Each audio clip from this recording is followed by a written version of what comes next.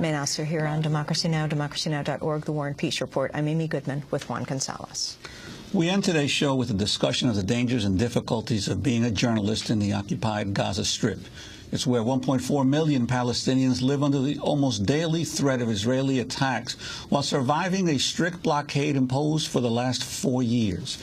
Nearly all exports and imports are banned, all entry points are closed, and only a tightly limited supply of food and medical aid is allowed in. This week, Israeli authorities allowed in the first shipment of clothes and shoes since 2007. But Palestinian businessmen say most of the goods have been ruined and are unusable after remaining in storage for 3 years. Meanwhile, even as Palestinians continue to seek accountability for the devastation and deaths caused by Israel's 22-day assault on Gaza in the winter of 2009, Israeli air raids over the Gaza Strip also continue into the present. Airstrikes this past weekend wounded 3 Palestinian children and destroyed a dairy factory.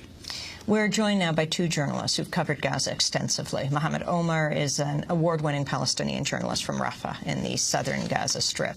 On his way back home to Gaza after receiving the prestigious Martha Gellhorn Prize for Journalism in London in July of 2008, Omer was interrogated and beaten by armed Israeli security guards. He's been living in the Netherlands ever since receiving medical treatment. Omer is now on a U.S. speaking tour. He's joining us from Houston, Texas. And joining us here in New York is the Gaza correspondent for Jazeera English, Ayman Mohyeldin. He is one of the only international journalists reporting from inside Gaza during Operation Cast Lead last year. We welcome you both to Democracy Now!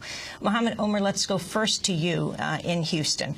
And I'm glad you were able to get into this country. I know you had trouble at the beginning. But describe what happened to you after receiving this prestigious award, the Martha Gellhorn Prize. Well, it was upon my return from London where I received the Martha Gellhorn Journalism Prize, where I have been taken by the Israeli security personnel and forced to take off clothes under gunpoint.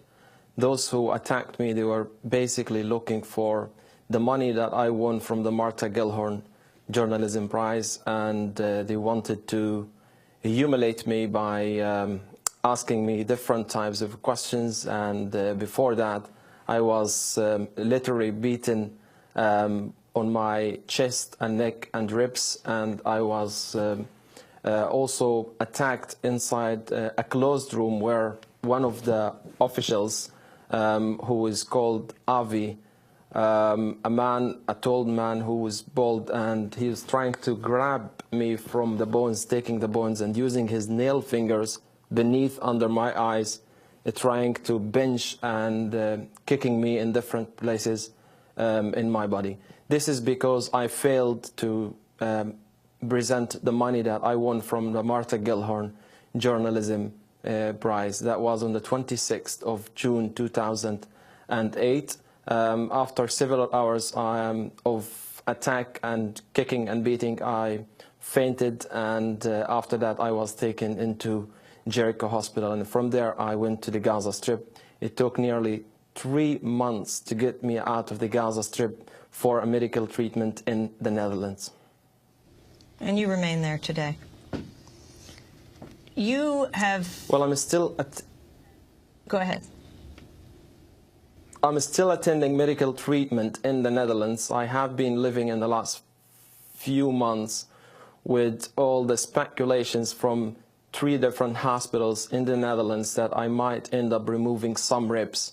I'm glad that I don't have to do that, but still I have damage that is caused underneath the ribs. The report that I can share with you right now from the Dutch doctors in the Netherlands, who told me that this is a sophisticated case of torture where those who inflicted the torture on me managed to cause as minimum visible signs of torture and maximum internal damage that may last for the rest of my life. Mohammed Omer, among many other photographs that you've taken, you have some very graphic, and I warn the viewers who are watching this now, pictures of Rachel Corrie that we haven't seen before. the young American woman from Olympia, Washington, who was killed March 16, 2003, when she was run over by an Israeli military bulldozer in the Gaza Strip. You were there that day? I was there.